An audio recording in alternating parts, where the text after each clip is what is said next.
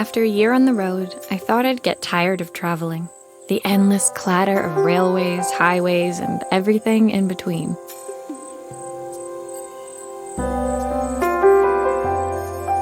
But as my train pulled into the station at Bellariva, I felt every bit as excited as the first day of my journey. A whole year. It felt like a lifetime. The places I'd seen, the people I'd met, of course, the forgotten treasures I'd given a new lease of life along the way. I'm a restorer by trade. Bringing our most beloved possessions back to life is what I love to do. I'd been traveling for months, working my way from one town to the next, fixing everything from family heirlooms to VCRs.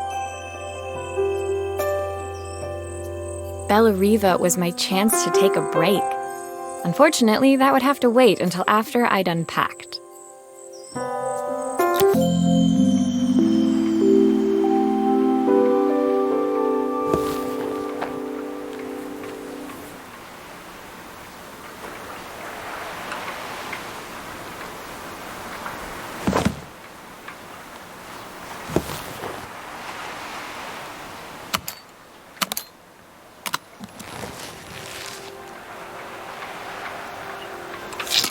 I picked up these sunglasses on my last stop. Hopefully I'm cool enough to pull them off. I saw a guitarist wearing these at a show once. Rock and roll repair woman, at your service.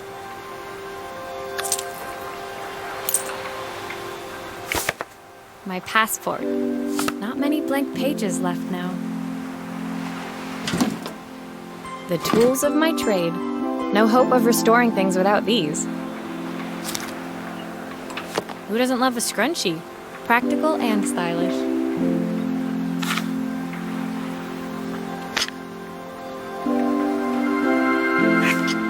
Looking forward to taking more close-ups of my fingers with this.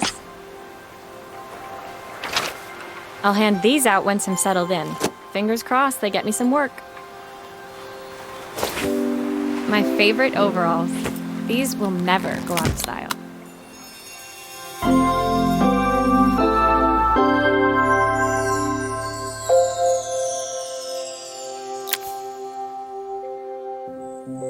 Finally, I'd made it to Bellariva. I'd come for the food festival, taking place in a few days' time. After living off TV dinners and instant ramen for the last few months, I was craving a decent meal. Of course, I'd need to earn enough money to pay for it, so I figured I'd head out the next day and find some work. My parents never wanted me to go. They wanted me to stay in their shop and have a simple, stationary life. I knew there was a world out there, beyond the four walls of our antique store, that I had to be a part of. I daydreamed constantly about the weird and wonderful places each of our antiques came from. I loved figuring out their stories, revealing the memories hidden beneath the screws and wires.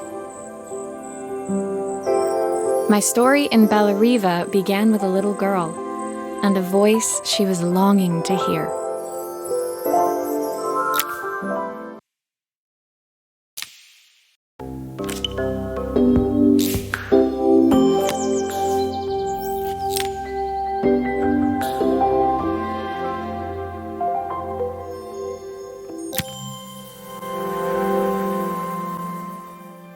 It was my first morning in Bellariva, and I couldn't wait to leave my hotel and explore. It was a quiet town, its streets and alleyways basking peacefully in the hot morning sun. In the main square, meanwhile, preparations were underway for the festival in a few days' time. As I handed out my flyers, I wondered what the people of Bellariva would need me to fix. So far, everything here seemed perfect. I was starting to worry I'd made a mistake when I felt someone tapping me on the back. Hi, I'm Izzy. Do you know how to fix things? It was a little girl, maybe 7 years old, who must have gotten hold of one of my flyers. She rummaged around in her backpack until she hauled out a battered red cassette deck. My tape is broken and I can't make it work anymore. I tried to fix it myself, but there's this metal thing in the way. Can you try?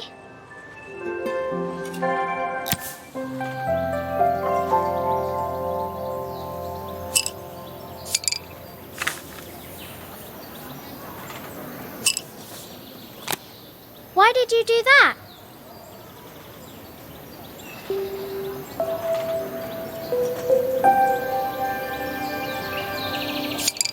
How did you do that? I didn't see.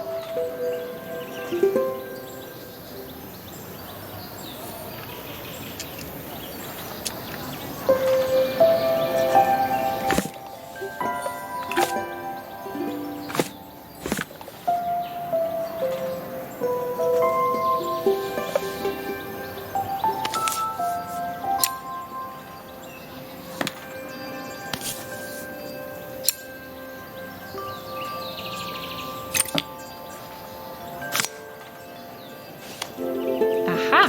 Those batteries look like they need replacing. Luckily, I have some spares.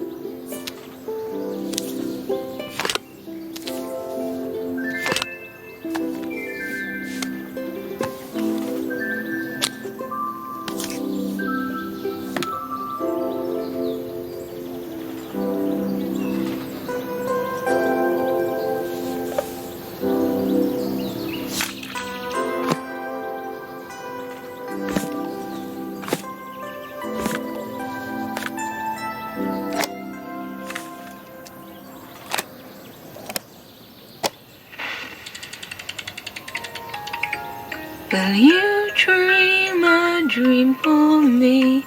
If I sit by your side and hold you so tight, know that I will always love you, even though we both The know screws that still we need to be put must back. say goodnight. Good night, my darling.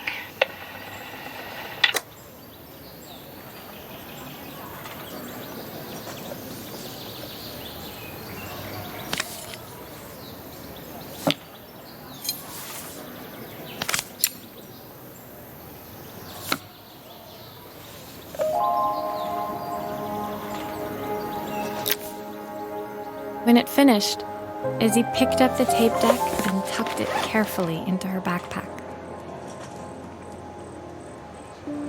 Thanks, Maria. You're the best person at fixing things ever. No problem. Who was that singing? They're very good. It's my mum. She's not here anymore. Izzy trailed off. It was the kind of silence a cassette tape would never be enough to fill. When Izzy's friends called for her, she dug deep into her pockets, looking for something to pay me with. Eventually, she produced a grand total of a stick of gum, 3 mismatched buttons, and a yo-yo. I usually preferred a check, but Izzy looked so serious, I wrote out a full receipt. She seemed like a happy kid, but beneath it all, part of her life had been shattered. A part I wouldn't be able to fix.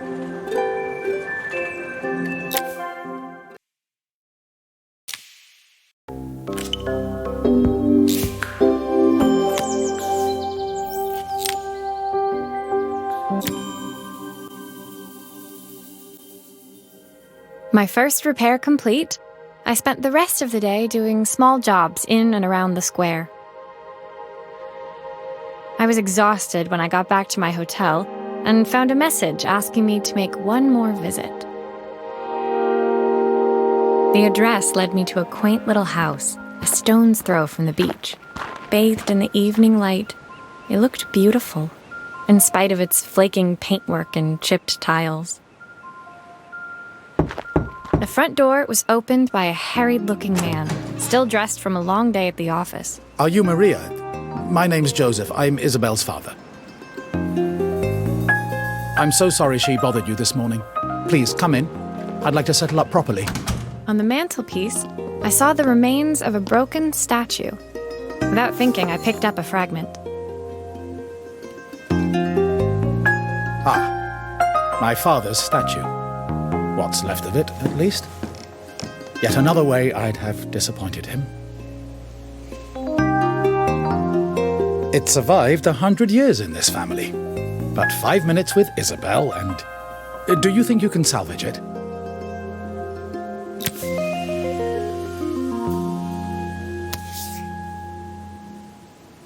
Will you be able to see the glue afterwards? I don't want people seeing the cracks.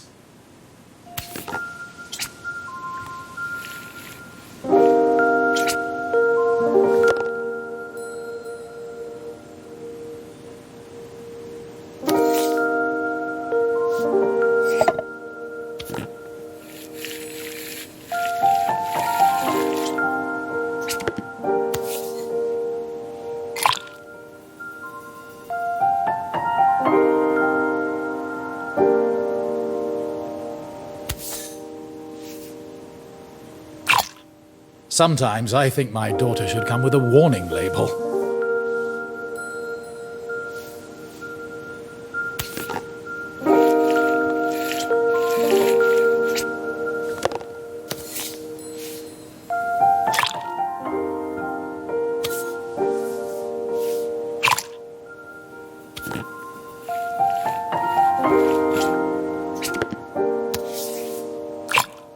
Is this glue really strong enough to hold everything together?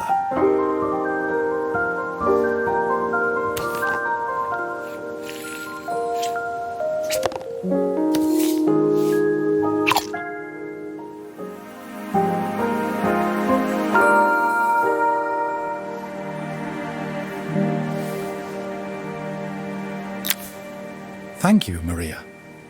It looks as perfect as it ever did. My father wanted me to make something of myself. He didn't have time for anything less.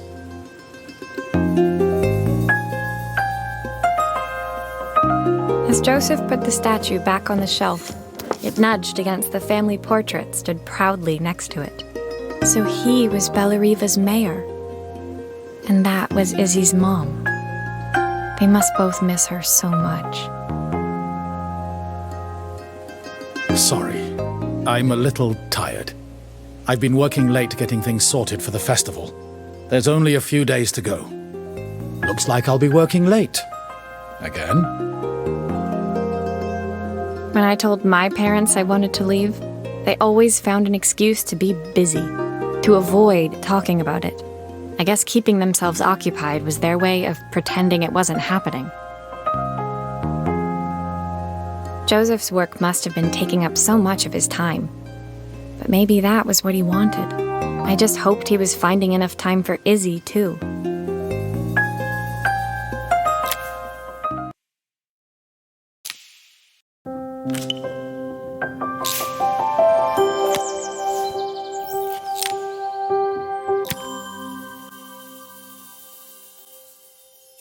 My second day in Bellariva dawned bright and clear. Another beautiful sunny morning. Walking into town, I passed cafes overflowing with customers cradling their morning coffees. I stopped, breathing in the smell of roasted coffee beans and freshly baked pastries. I was about to go inside when the owner of Carmen's, the cafe next door, stopped me. Hello, Maria? Were you here yesterday handing out flyers? I have a job for you. Her place was petite, tucked between its competitors as if hoping they wouldn't notice. Judging by the empty tables inside, though, her potential customers hadn't noticed it either. It's a bit slow today, but we're just getting started. I'm sure it'll pick up soon. As Carmen chatted, she walked over to the counter and returned with an old rotary phone. At least I've got plenty of time to practice my recipe for the festival. It's a new special I've been working on. I was hoping to call my sister for some, seasoning tips, but it won't connect. Can you see if you can figure out what's wrong?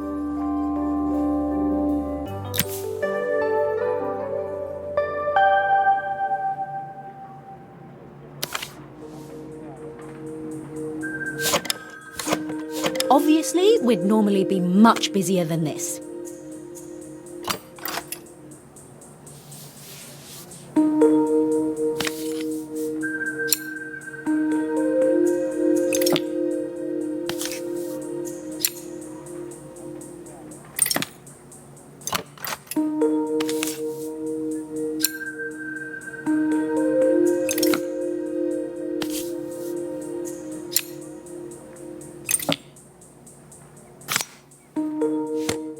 You can fix it, can't you? I can't afford to replace it.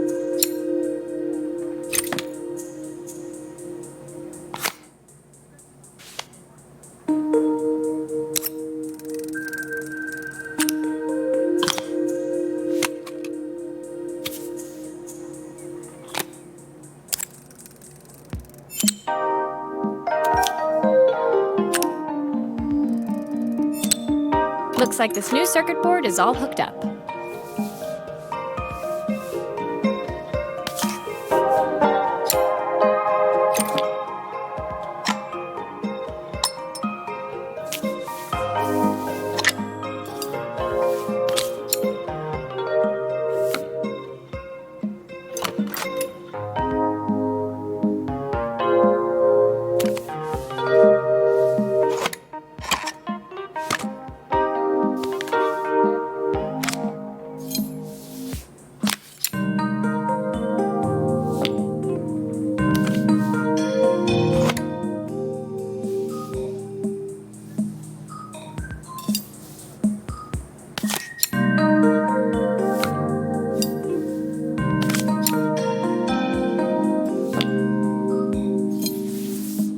Still a few parts missing.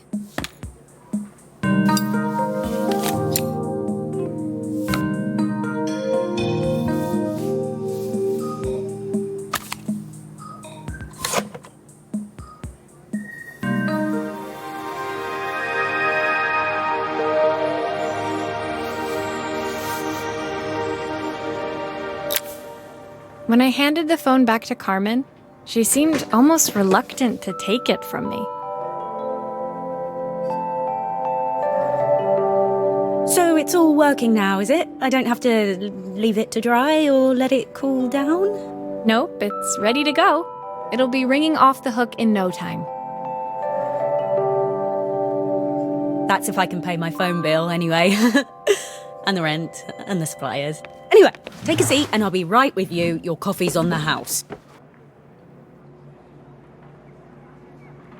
I sat at one of the empty tables, while at the counter, Carmen had started dialing the phone.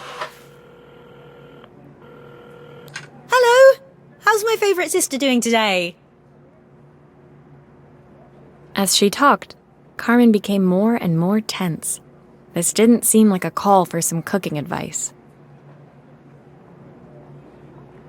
I know I still owe you from last time, but I can't afford to take part in the festival if I don't pay. I could almost feel the eye roll at the other end of the line.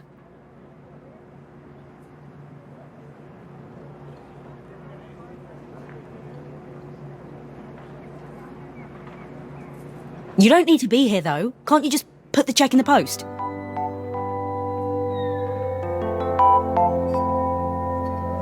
When the call ended, Carmen brought me my coffee, her hands trembling. Sorry about that.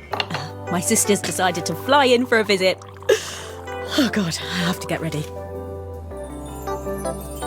Actually, I might have another job for you. Can you come by tomorrow?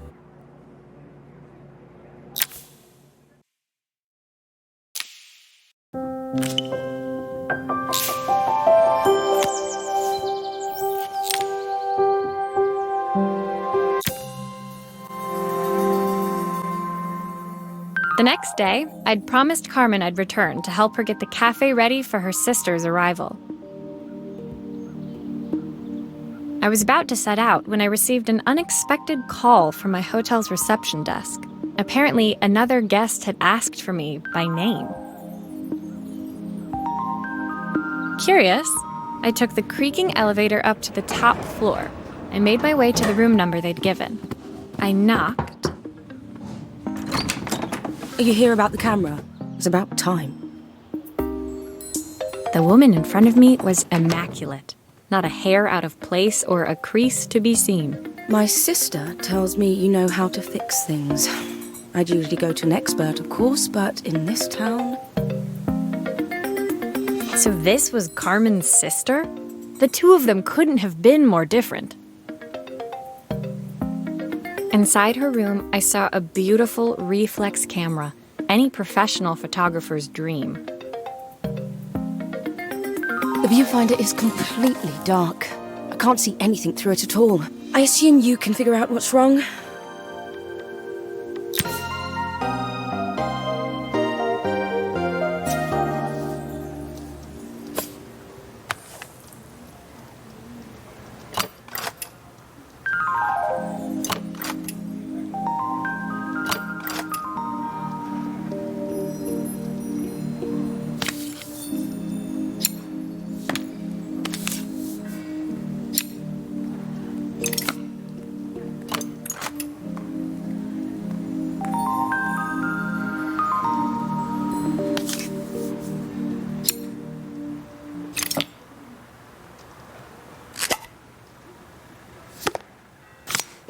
I don't suppose you've fixed anything this valuable before.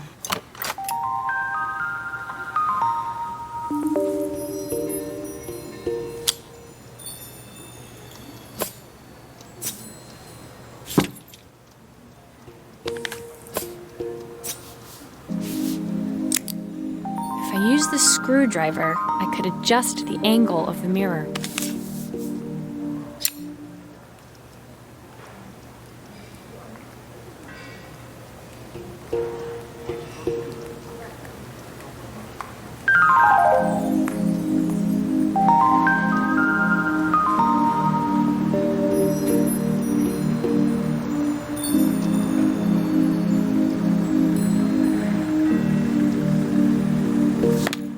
Perfect.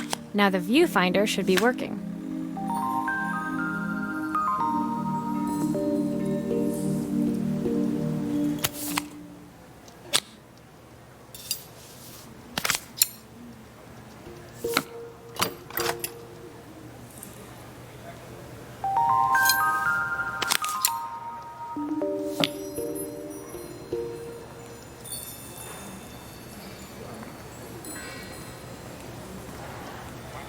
Looks like something is still missing.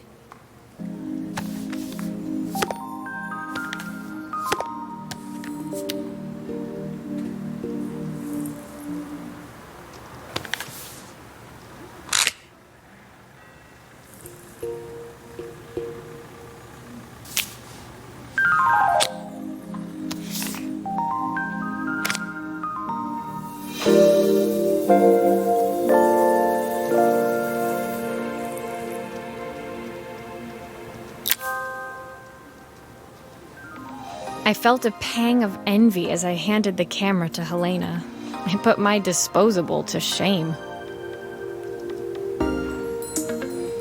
I picked it up on my first trip to Paris. It's a 1958 limited edition, the first of its kind. It cost me 3 months' salary, but it was worth it. I had no idea what 3 months' salary meant to Helena, but I was pretty sure it was more than I could afford. It was strange, really, that we were even staying in the same hotel. I'd picked this place because it was cheap and cheerful, but surely she could afford somewhere better. She took some test shots, fiddling with the camera settings until she was absolutely satisfied. This work is immaculate. At least there's one person in this town who knows what they're doing. Sending you to me might be the first thing Carmen's actually gotten right. I wondered why Helena had bothered coming if she thought so little of her sister. I hear nothing from her for weeks, and then when she finally does call me, all she wants is money. If she thinks I'm lending her another penny, she'll have to convince me it's not a total waste of time. That didn't sound good. If Hurricane Helena was about to hit, I hoped Carmen was ready.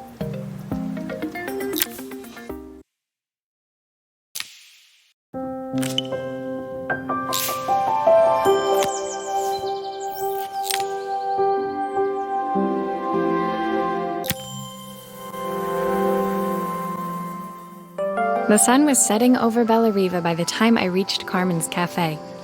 From the outside, it looked as quiet as ever, but inside, I found Carmen cleaning like her life depended on it. Maria! Oh, don't mind all of this. If Helena finds one speck of dust in here, I'll never hear the end of it. Carmen seemed pleased to see me, but I sensed the fidgeting tension beneath each sweep of her mop. Trying to live up to the standards of someone like Helena seemed like an impossible task. I hope you didn't mind fixing the camera for her. She was furious when it broke. I really need this to go well. If she doesn't lend me the money, I don't know how long I can keep this place going. Carmen led me to a back room, where she'd laid out the components of what looked like a neon sign. I had this made when I first opened the cafe, but I'm hopeless with electronics.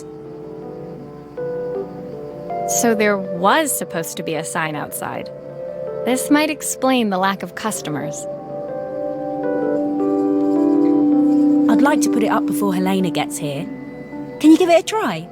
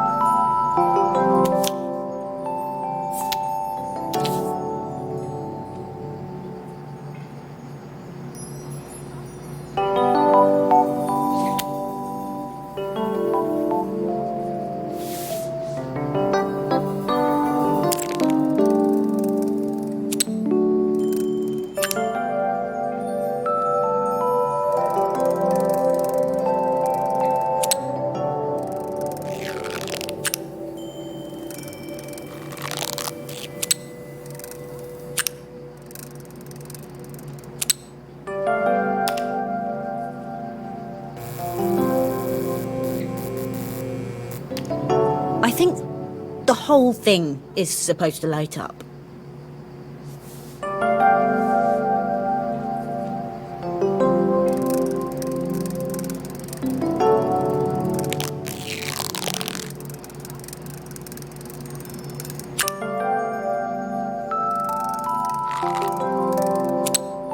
need to check the wires are in the right configuration.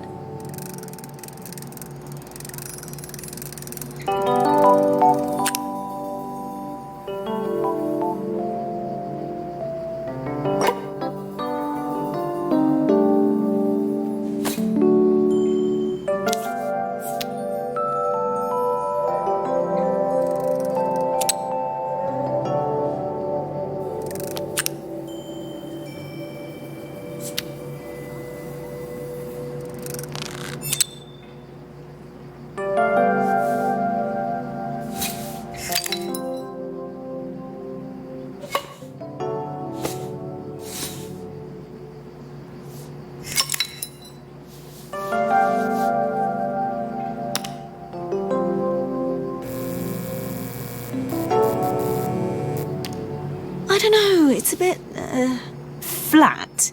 Maybe if it flashes, it'll really catch people's eye. Great idea! I think I have a spare part that could do that.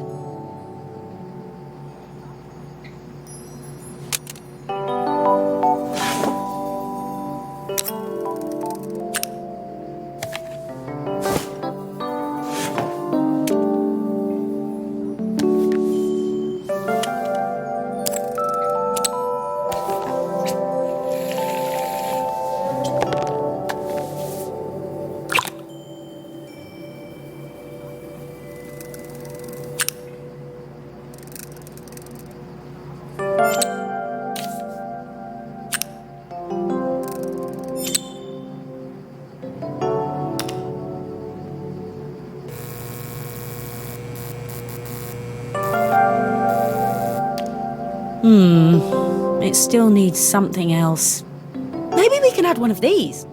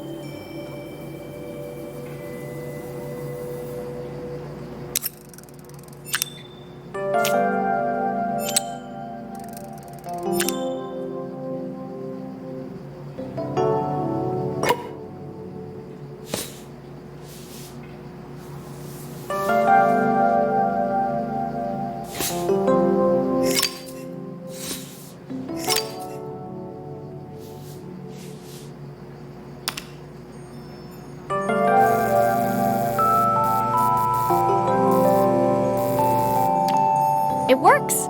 I'll screw everything together again and you'll be set.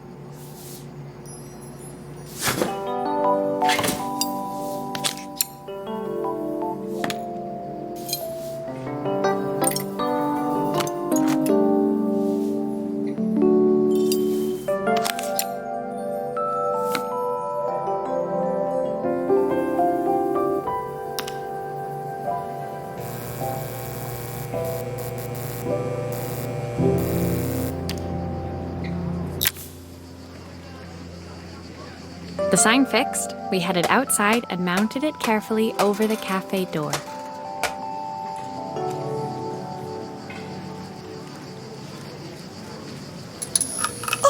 That's perfect, Maria. It looks just how I imagined it. When I had this sign made, it all seemed so simple. Oh, I can't believe I might have to give it all up. I hope I've done enough. The smile froze on her face as she spotted something over my shoulder. I turned to see. Of course, my sister owns the only cafe in this entire town that isn't actually open. For better or worse, Helena had arrived. Carmen opened her mouth to explain, but Helena swept indifferently past her.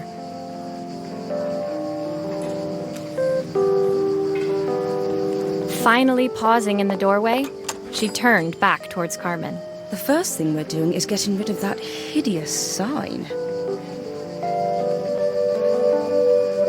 And with that, she disappeared inside. I hoped Carmen's chances of saving the cafe hadn't disappeared with her.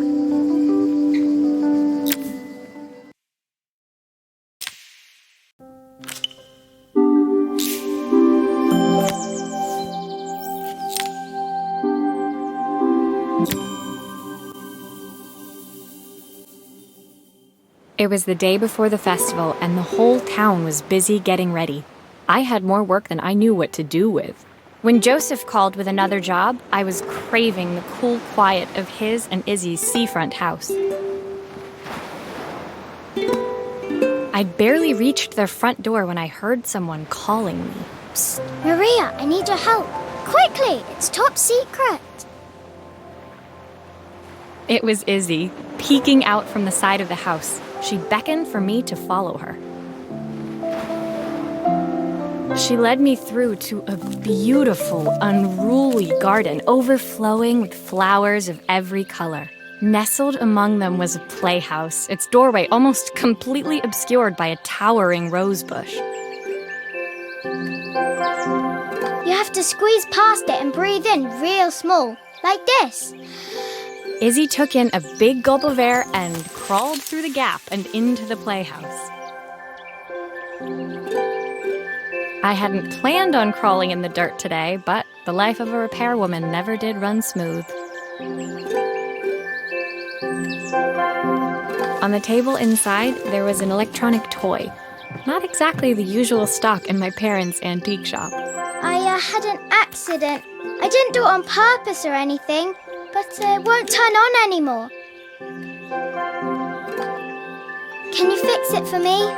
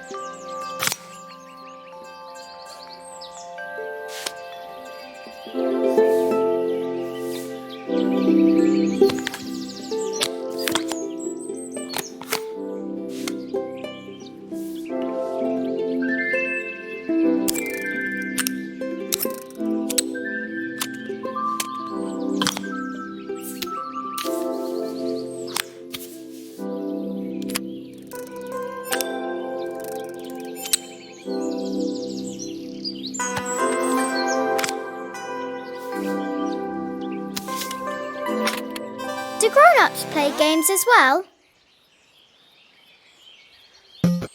Can you show me how to play?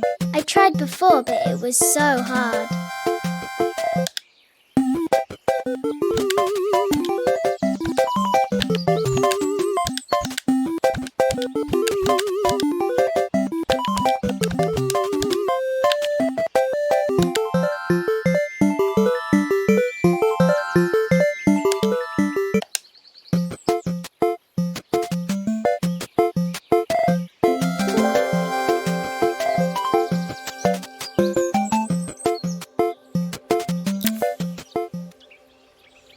Her toy fixed, I watched Izzy retreat into its screen, taking refuge in a 3-inch world of her own.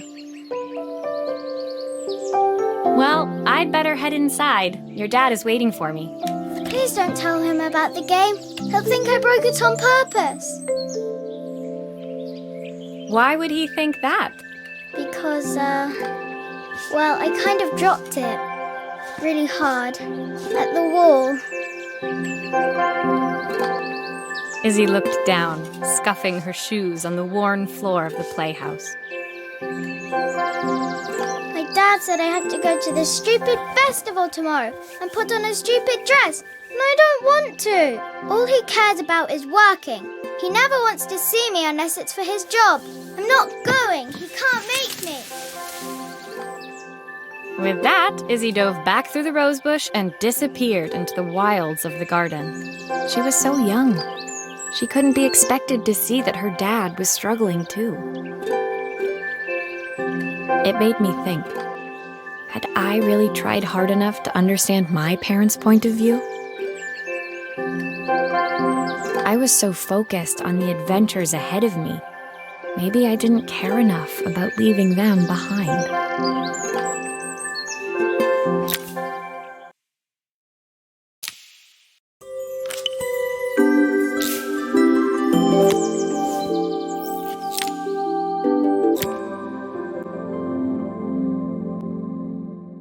Leaving Izzy hiding in the garden, I walked around to the front of the house and rang the doorbell. It was only then I noticed my favorite overalls covered in grass stains. I scrubbed desperately, but it was too late. Maria, what are you doing? What happened to your clothes? I was, repairing a lawnmower. How unusual. Well, do come in. The job I've got for you is a little more delicate. Totally embarrassed, I walked into an orderly room filled with papers and ledgers. So this was his office. You must be so busy getting ready for the festival. Are you looking forward to it? Of course. It's traditional for the mayor to judge food from every cafe and restaurant in town.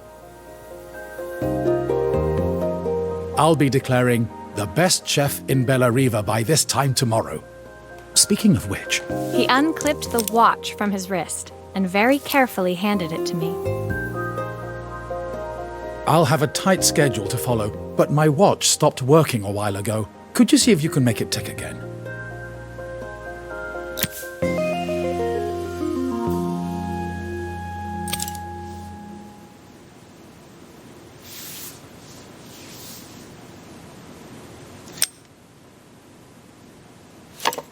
Are you sure it will all fit back together?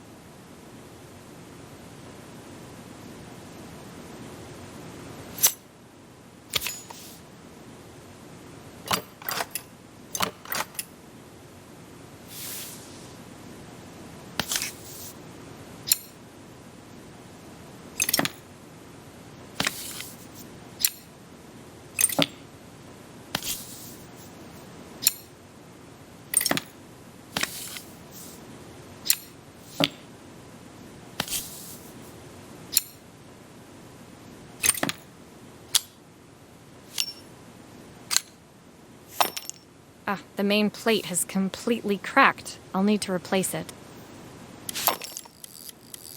The cogs look good, though. If I'm careful, I can reuse those.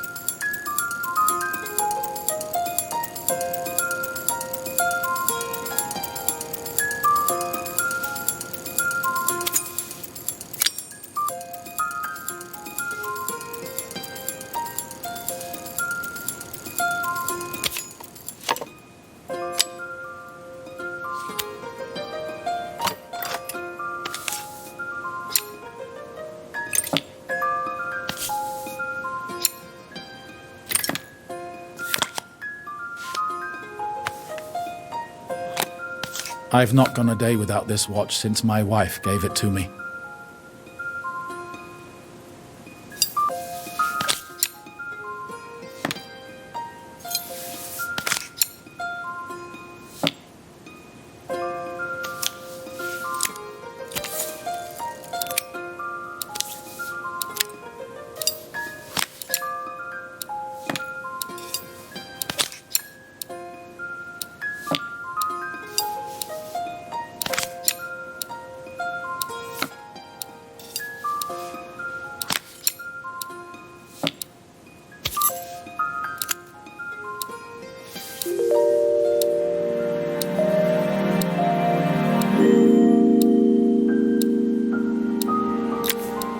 As I handed the watch back to Joseph, my fingers traced over the engraving on the back. I hoped fixing this was one small way I could help him move forward.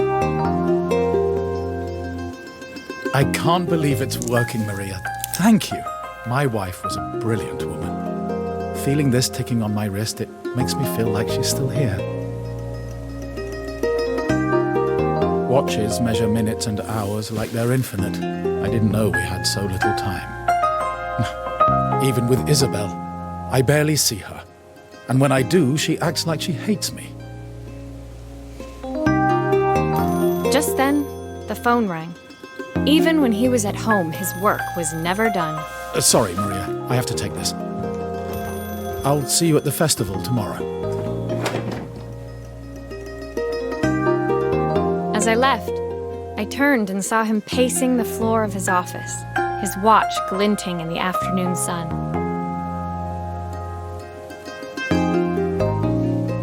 I hoped its quiet ticking would at least bring him some peace during the busy days to come.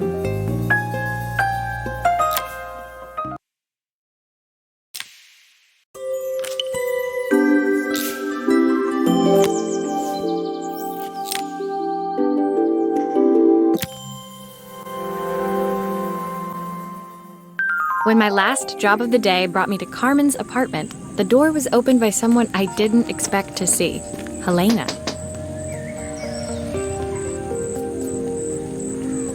Sorry for inflicting this mess on you. Carmen's never seen a knick-knack she doesn't want to buy, apparently. Carmen's apartment was a little chaotic, but totally charming. It was easy to imagine her living in a place like this. It definitely wasn't Helena's style. She seemed more upmarket than flea market. I wondered why she was even here. We're having a clear out, or at least I am. Carmen's not helping, as usual. There's a market at the festival tomorrow.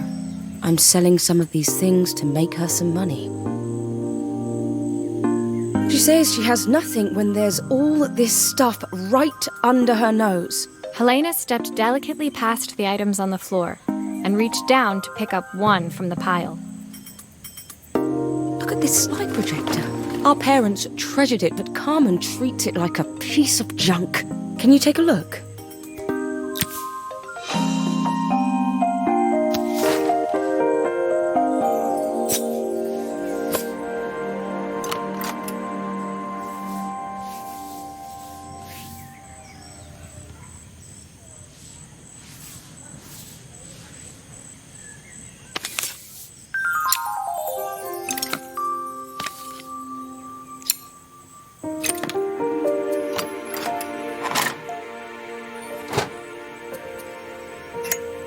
That light bulb is completely smashed. Okay, I'll need to redirect the light to the lens at the top for the projector to work.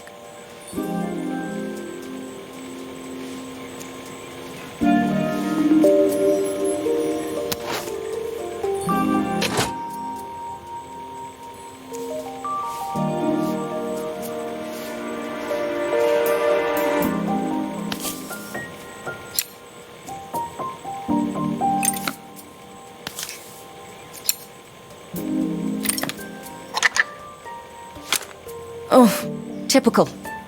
Carmen's even managed to get a slide stuck in here.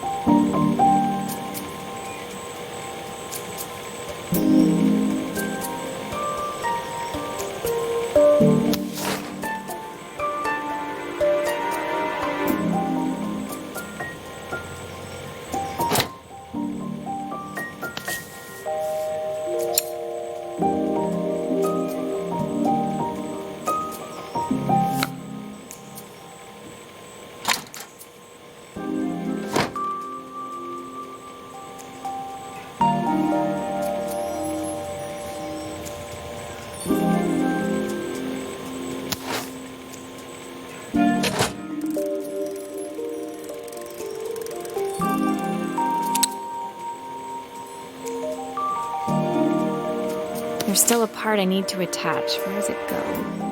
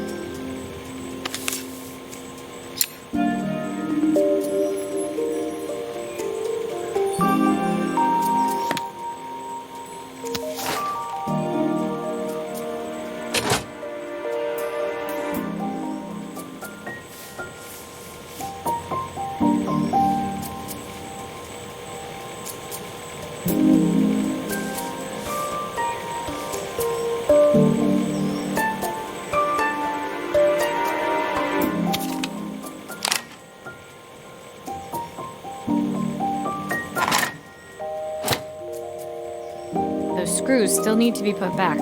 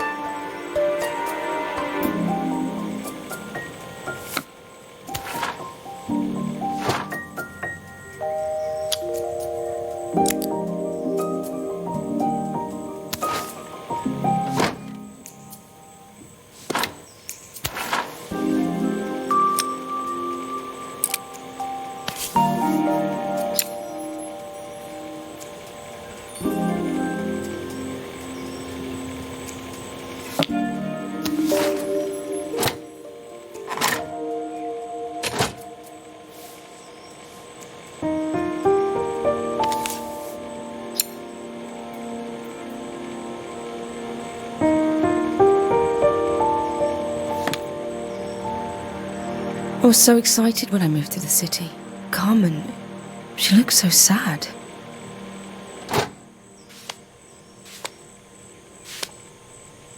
Here's the clicker you'll need to attach. God knows how Carmen broke that as well.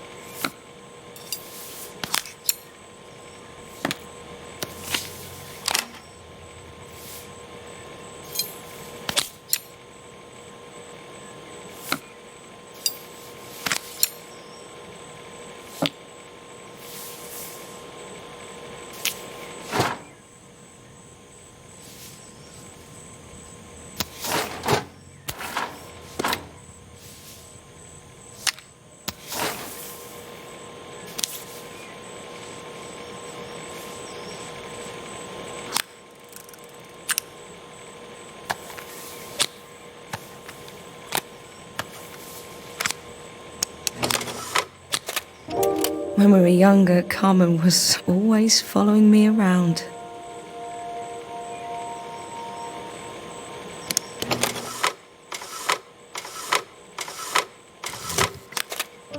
I suppose she looked up to me. A cool older sister.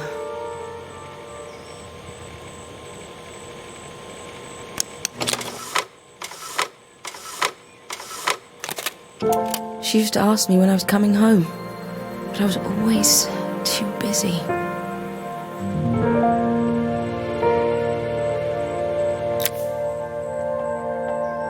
Helena was transfixed, staring at the two young sisters the projector had brought glaringly into focus. I never meant to let her down. But you haven't, have you? You came all this way just to help with the cafe, plus the money. That's the problem. There is no money. I lost my job a few months ago. My savings are almost gone. I have nothing. Carmen thinks I'll throw my checkbook at her bad decisions and make them okay. But I can't. Not this time.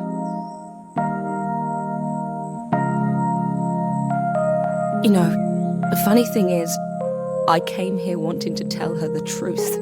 But she's so infuriating. How can I ask her for help when all she cares about is herself?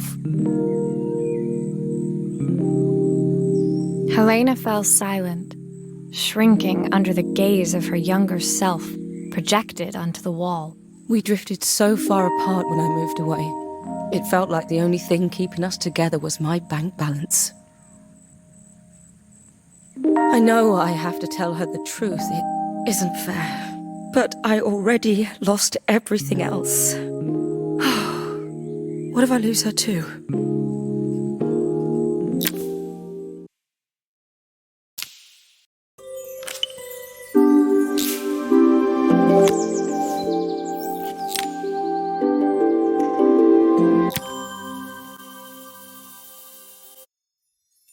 The day of the festival finally came, and after all my hard work, I was ready to put down my tools and pick up a fork.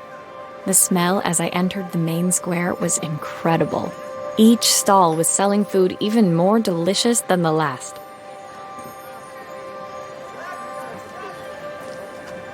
The competition would start any minute. Most stall holders were waiting anxiously for the mayor to pay them a visit.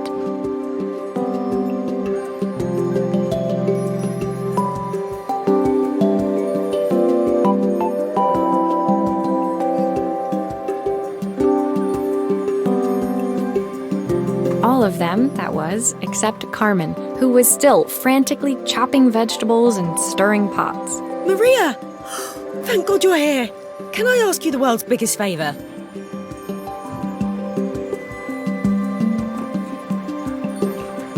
Helena was supposed to help me run the stall today, but she never turned up.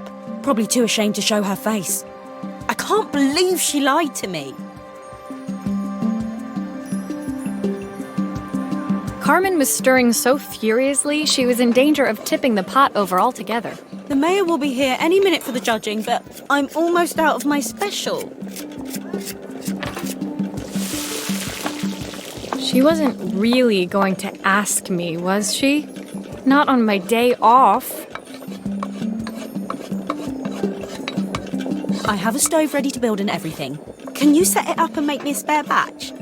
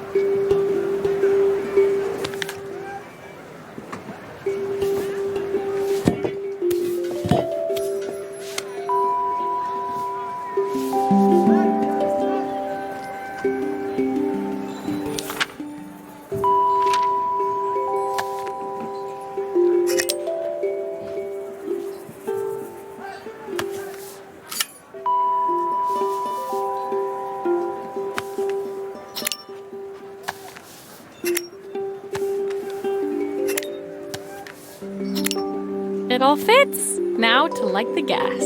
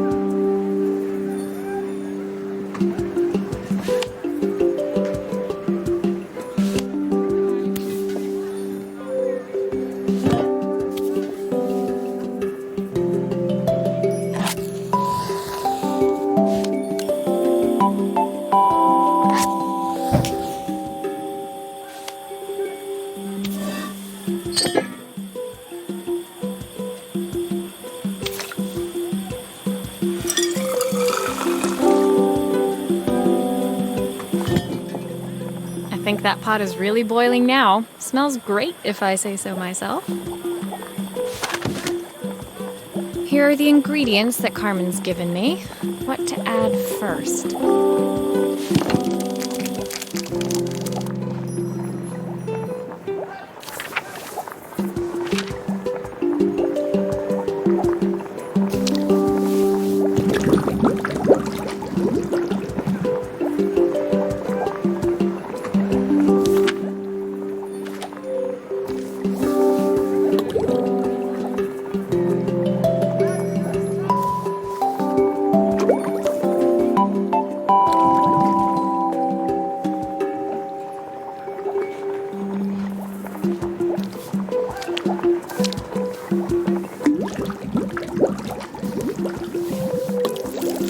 Looks good. I'll scoop a spoonful when I'm ready to serve.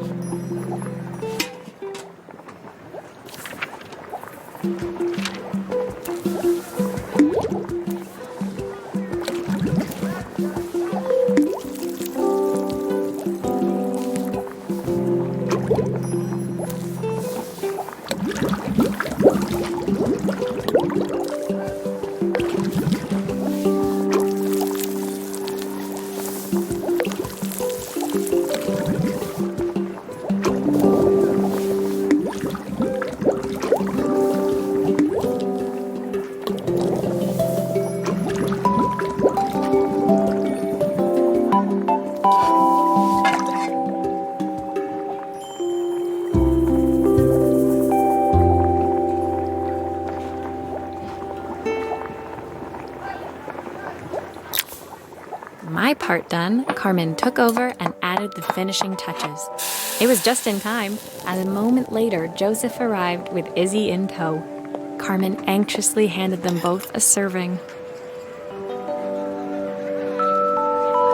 That was so tasty. Can I have some more, please? Well, You've certainly earned yourself a loyal customer in my daughter. We have a few more meals to taste, but so far you are one of the best. Good luck. Joseph and Izzy looked so happy together. Maybe the festival was doing them some good after all. Carmen, on the other hand, seemed annoyed. But why, when it had all gone so well? I wish Helena was here to see this. She's so convinced I'll never succeed at anything. She wants what's best for you. She's just not very tactful about it. Yes, I know. Even when I was a kid, she pushed me when no one else did. I just wish she hadn't lied to me. But then, I've asked so much of her over the years. I never stopped to think how much she actually had to give.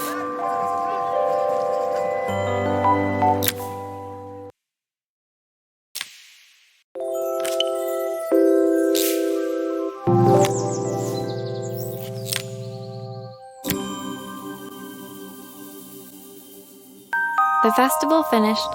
I only had one day left before I had to catch my train and leave Bella Riva behind. I couldn't go without saying goodbye to Carmen, so that evening I made my way to the cafe. It was unrecognizable. She'd done it. Best food in Bella Riva. Half the town was outside waiting to see what the fuss was about. Maria! My favorite sous chef. Come on through. It was Carmen, acting every inch the successful cafe owner she deserved to be. Even Helena was there, serving the coffees. This was the last place I expected to see her after yesterday's drama. Carmen led me through to a balcony upstairs, where she brought out an old record player. I found out where Helena was on the day of the festival. She was selling her camera to clear the cafe's debts. But then she didn't have much left for herself. So, I've asked her to come and stay with me for a while. We have a lot of catching up to do. I wanted to give her this, to cheer her up. We listened to it all the time when we were kids. Do you think it has one last tune in it?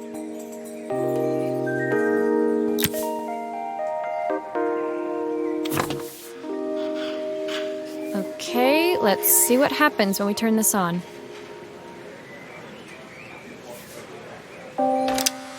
The speaker isn't connected properly. I should check the wiring. The speaker isn't connected properly. I should check the wiring.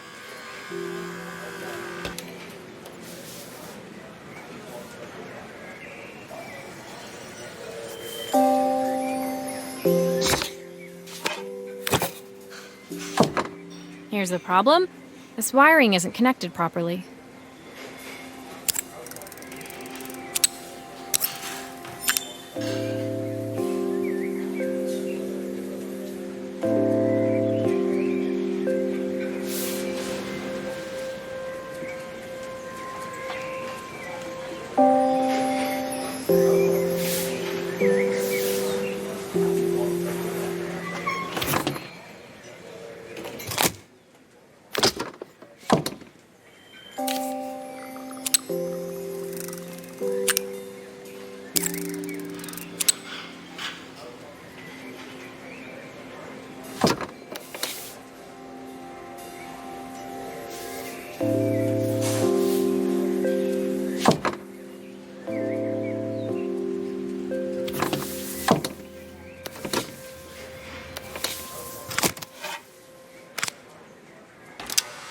The speaker isn't connected properly.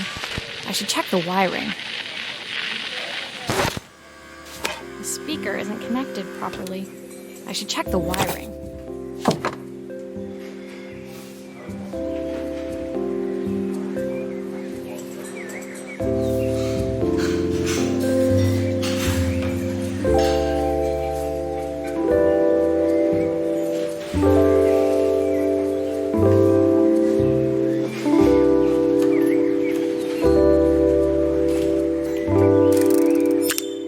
If I turn the volume up, I should be able to hear it now.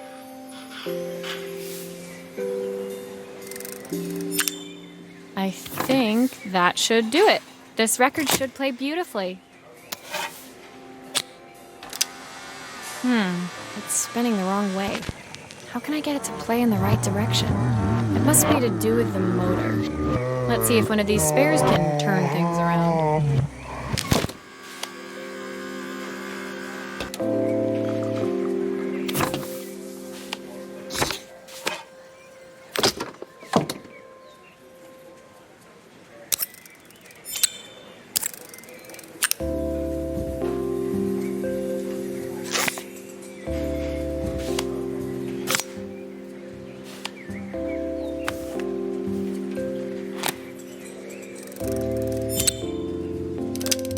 The speaker isn't connected properly. I should check the wiring. This motor doesn't seem to work. Maybe I'll have better luck with a different one.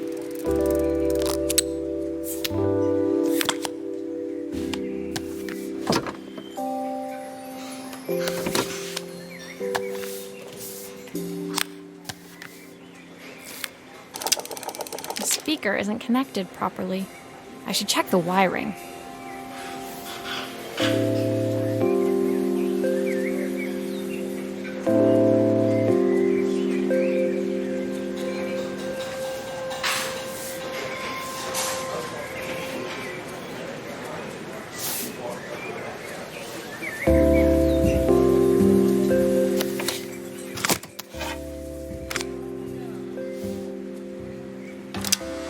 The speaker isn't connected properly. I should check the wiring. The speaker isn't connected properly. I should check the wiring.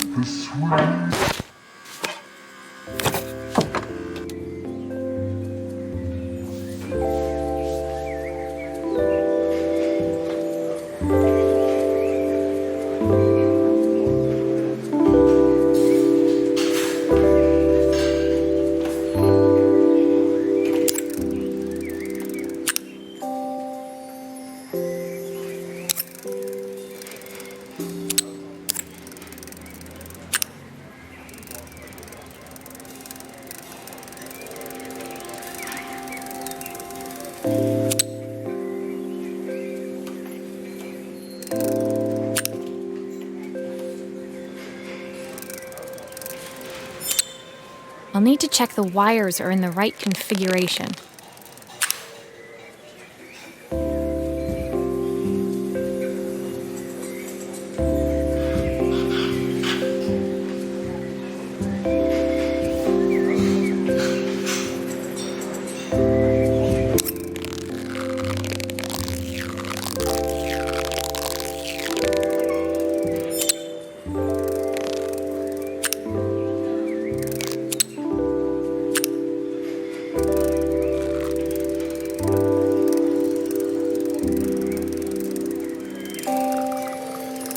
I'll need to check the wires are in the right configuration.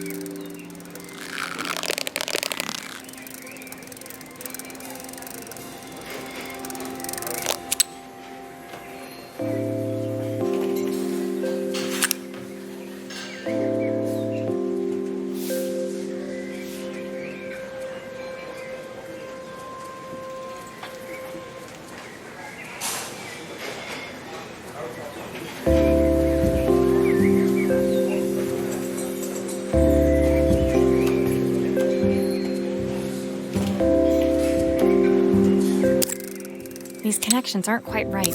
I should check the wiring.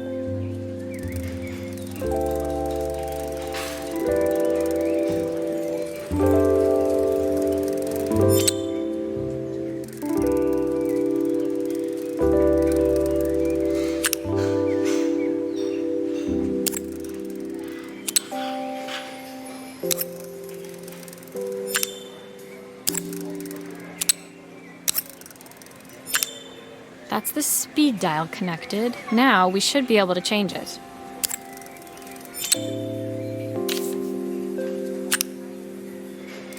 Looks like some of these wires aren't connecting correctly.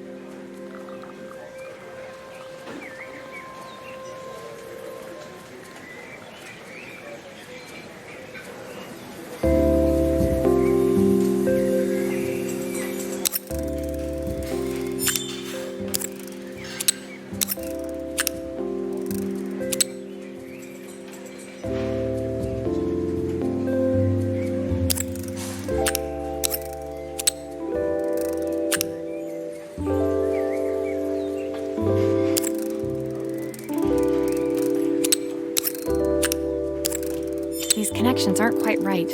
I should check the wiring.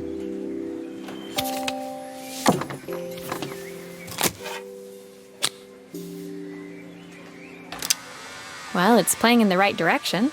I should check it's turning at the correct speed. Remain of these days, the sweetest words I've ever heard. What will remain of The record player's crackling tune must have caught Helena's ear, as she appeared a few moments later. Is that my old record player? I can't believe you've kept it all these years, Carmen. Leaning over the music, they looked just like the young sisters the slide projector had preserved all these years, inseparable once again. did you go? Why'd you leave? Carmen told me about your camera. That was a really generous thing to do. I loved that camera, but I love my sister more. Now it's her time to be the person she wants to be. Our love was born. I'm going to stay here with her for a while. What will remain? Make up for lost time. The one that stole. Carmen and Helena's relationship wasn't suddenly going to be perfect, but they were both prepared to try. And to think, it had all started because of a call Carmen made about some seasoning tips. I guess in the end, maybe it wasn't so hard to just pick up the phone and dial. I hadn't spoken to my own parents in a year. I wanted to hear their voices more than anything. But the silence between us was so cavernous. I didn't know how I'd ever find the words to bridge it.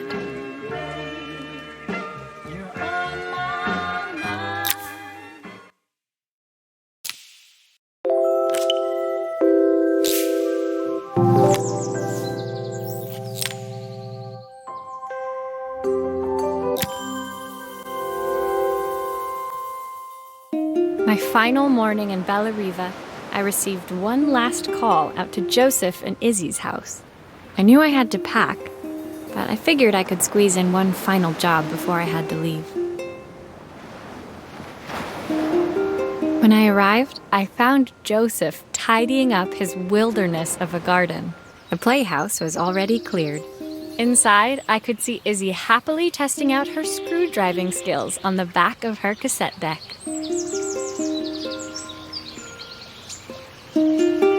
You've made quite the impression. Izzy, tells me she's going to be a repairwoman like Maria. I'm sure she could be anything she wanted if she put her mind to it. She could. She's a brilliant child. Spending the day with her at the festival, I haven't had so much fun in ages. I wanted to give her something before she starts to forget. Inside, the house was transformed, flooded with light and the sounds of the garden. It felt alive again. This would be my last repair in Bellariva, but it felt like it was the house that had really been restored. It's a music box. It used to play beautifully, but now when I wind it up, nothing happens. I'd love for Izzy to hear it sing again. Can you help?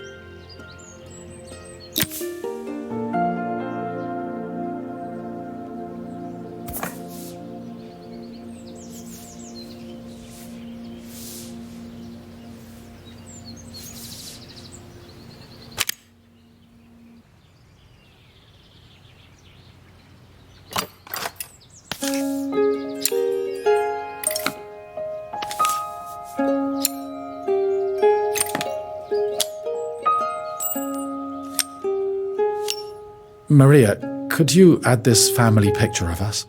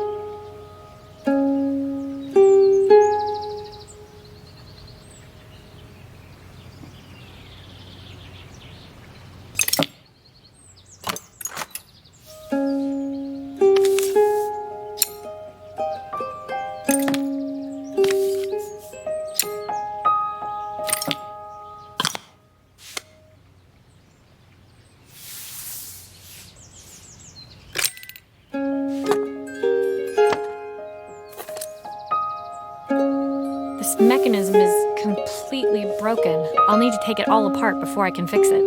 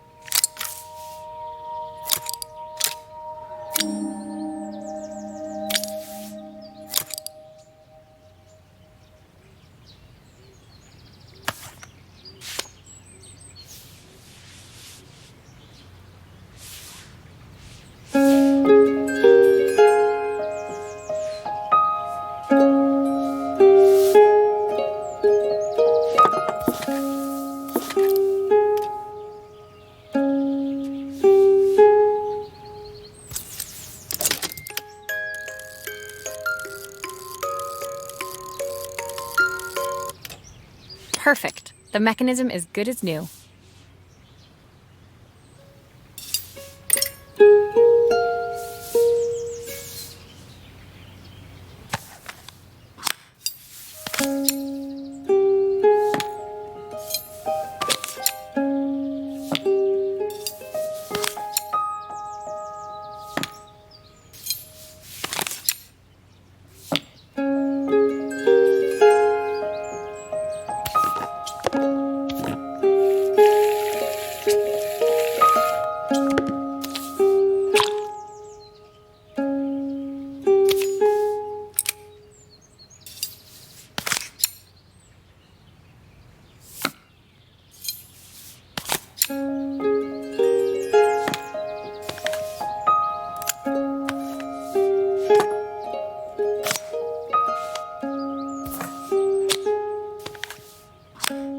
I think that's everything back together again. I should play it to make sure.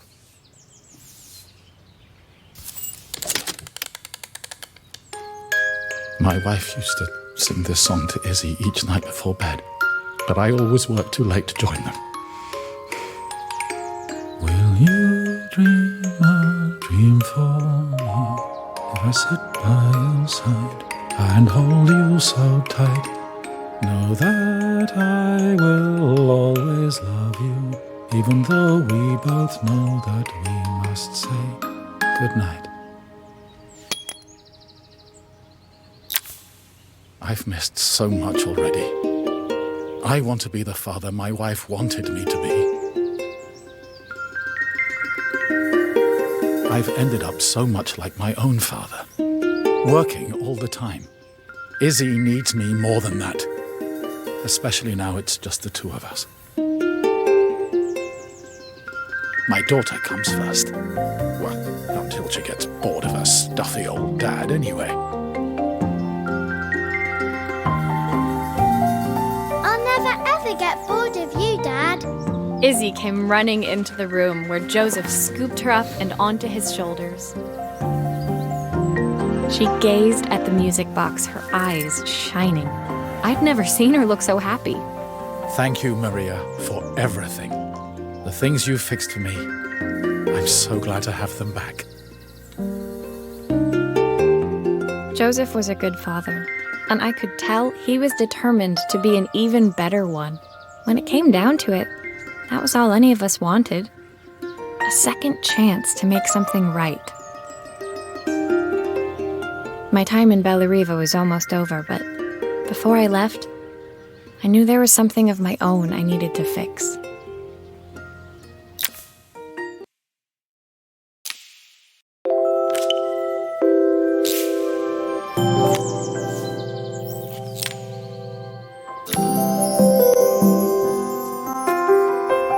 My time in Bellariva was almost at an end. Another chapter finished in a story whose ending I hadn't felt ready to write. The people I'd met, the items I'd restored, they'd taught me so much about what was really important. Pulling out my suitcase from beneath the bed, I remembered the day I stole it from my parents' shop, the day I left. Afterwards, I was too ashamed to call them, to apologize. It was a guilt I'd been carrying around every day since. As I packed, I knew that it was up to me to find a way to lighten the load.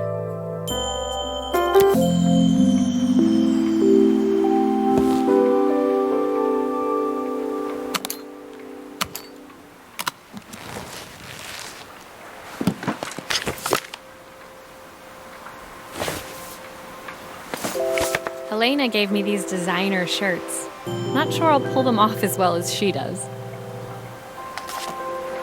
My train ticket. Can't believe it's time to leave Bellariva behind.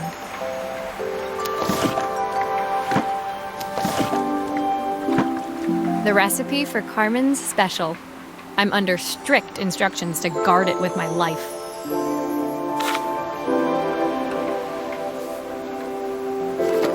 My parents would love Bellariva. Maybe I can convince them to make the trip.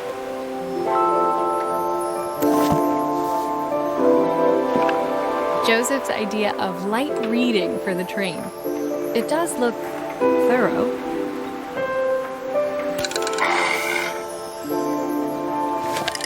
Izzy gave me this in exchange for my repair manual. She'll be a pro in no time. The soundtrack to my travels. I'll be listening to this on the journey.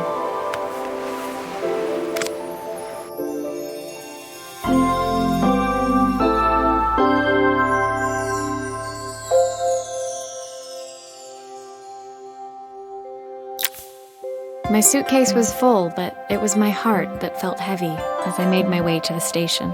I was sorry to be leaving Bellariva behind, but I hoped that, in my own small way, I'd made a difference.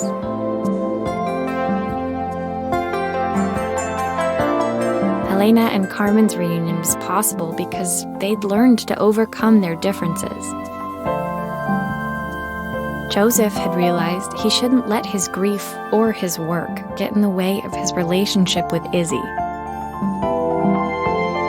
They'd each learned to see things from someone else's perspective. Maybe it was time I saw things through my parents' eyes. I knew it would be easier to jump on the next train, put even more distance between us, but I finally felt ready to talk to them. I just didn't know if they would feel the same. Did I even remember their number? I wasn't sure until I reached for the phone and it all came flooding back.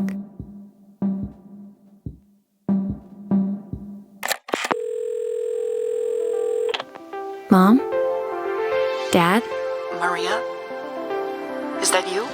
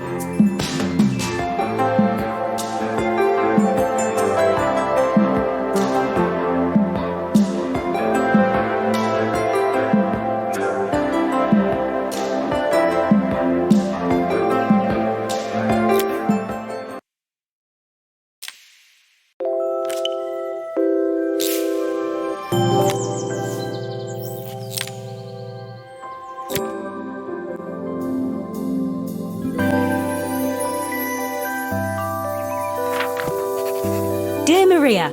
Carmen here. Sorry I haven't written. The cafe's been absolutely manic since you left. Luckily, I have Helena here to help. You wouldn't recognise her. She's like a new woman. She's always running round, taking orders and making drinks. I even heard her compliment a customer on their outfit. Personally, I draw the line at fluorescent green bowling shirts, but each to their own. It certainly made the customer smile. She misses the city, though. Bellariva's many things, but it's definitely not as chic as she'd like. She said there was a coffee shop near her old apartment where they made coffee with a shape drawn on top. It got me thinking, I'm an award-winning chef. I can figure out how to put a leaf on a cappuccino. A bit of cosmopolitan coffee might be just what Helena needs. Of course, ordering a new coffee machine was the easy part. I wish you could have seen the mess I got into trying to put the thing together.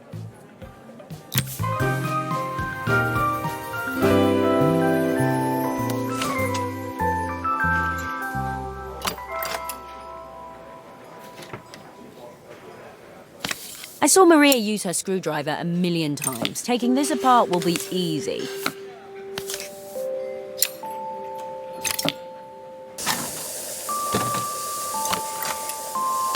These pipes look pretty simple.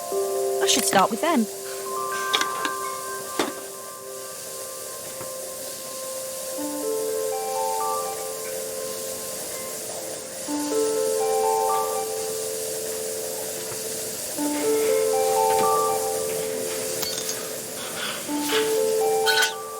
Oh, I wish Maria was here. She'd know how to put these pipes together.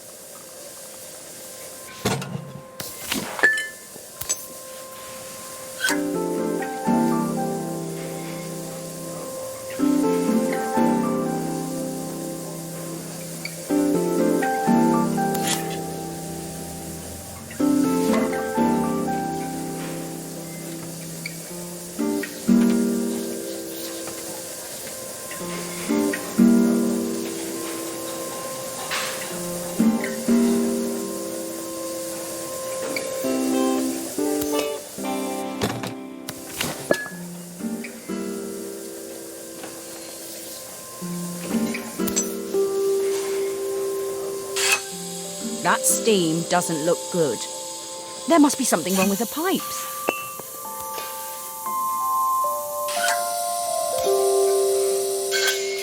Why is there so much steam? That can't be right.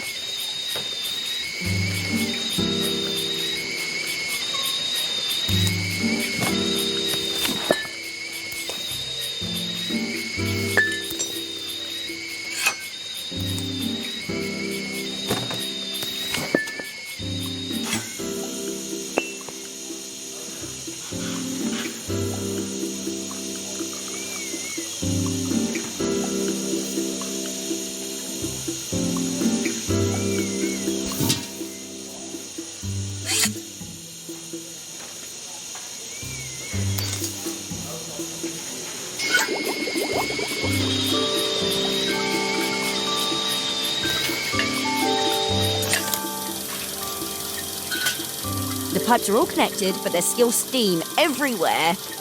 Something's in the wrong place.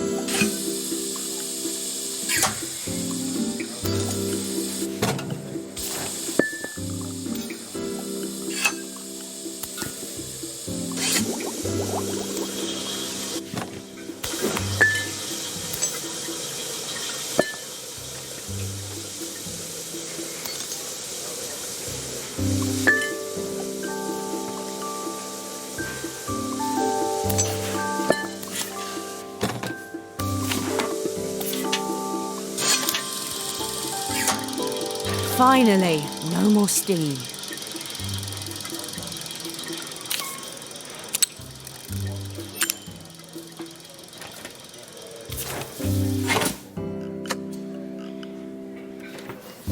It doesn't seem to work unless the circuit lights are all green.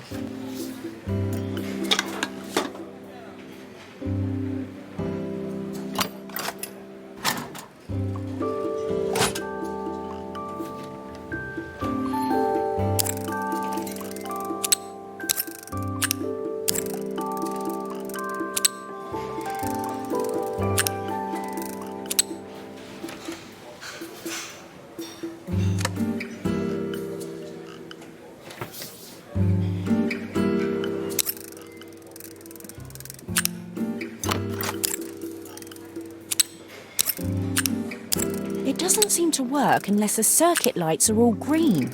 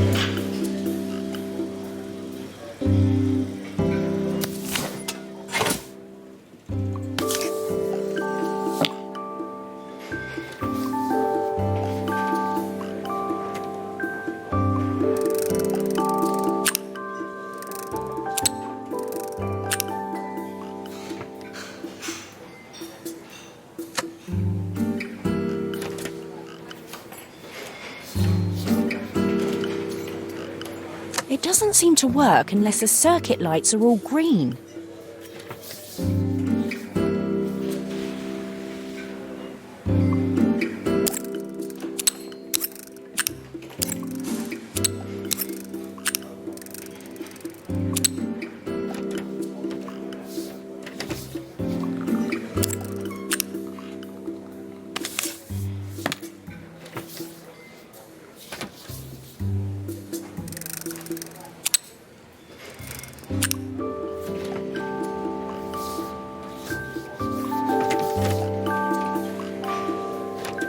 It doesn't seem to work unless the circuit lights are all green.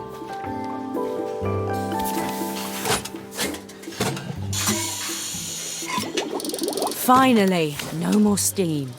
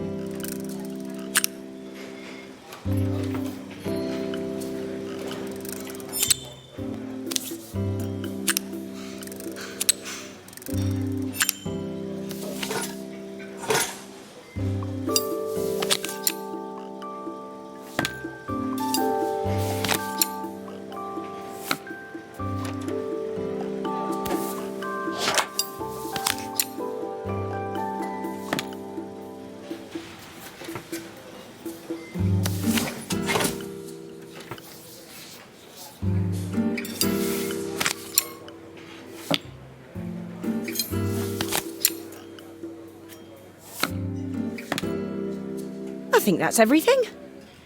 Better test the buttons, just to make sure.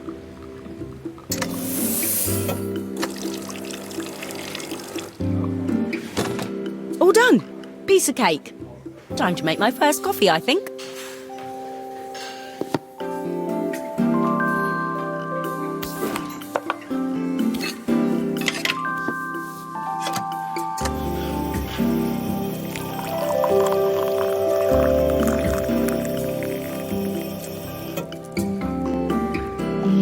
Smells delicious.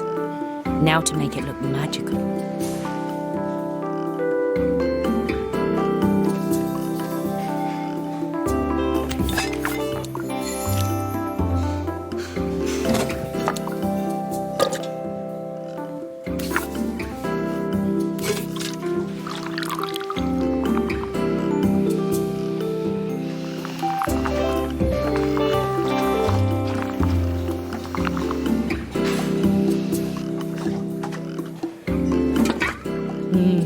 Perfect coffee. All it needs is a saucer and a couple of Helena's favourite biscuits.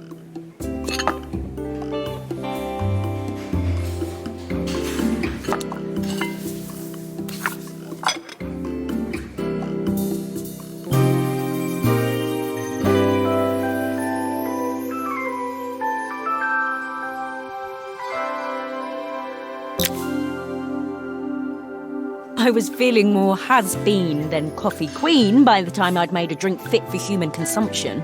It looked a bit, postmodern, but knowing Helena's refined tastes, I hoped she'd think it was intentional.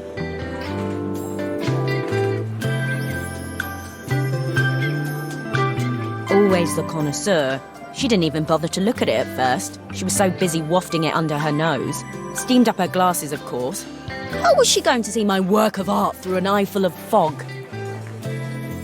When she finally spotted it, though, she was totally impressed. I'll admit, she spent several minutes trying to figure out exactly what it was I'd drawn. She decided it was probably a horse. Well, what she doesn't know won't hurt her. She was impressed enough to ask for another one. I guess I'll need to get some practice in. The whole thing was such hard work, Maria. I never realised how difficult it was, all that mechanical stuff. It made me realise how much I have to thank you for, so I wanted to say that now. Better latte than never. Hoping you're well. Your friend, Carmen.